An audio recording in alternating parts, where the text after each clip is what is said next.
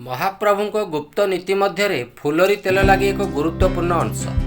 प्रतिवर्ष अणसरे 600 फुलरी तेल लग जाए। फुलरी तेल महाप्रभु उद्देश्य ओडिया मठ जोगाई था। हेरा पंचमी दिन घणा पेड़ा राशि तेल 14 प्रकार फूल 7 प्रकार औषधीय चेरमूली और सुवासित द्रव्य पकई एक पात्र में माटी तले रखा जाए। देवस्नान पूर्णिमा दिन माटी तलु तेल को बाहर करा जाए।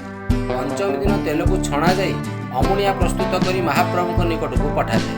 देवस्नान पूर्णिमार 108 गरा जल स्नान पर महाप्रभु ज्वर पड़ते। महाप्रभु मानव लीला से साधारण लोक पर ओष सेवन करते तथा पणा पियती। यह गुप्त नीति दैतापति सेवक मैंने निष्ठार सह पालन करते।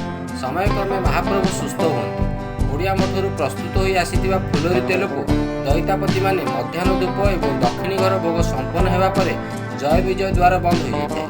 यापर दैतापति माने महाप्रभु श्रीअंग फुलरी तेल लगी करते। रिपोर्ट अनुराग।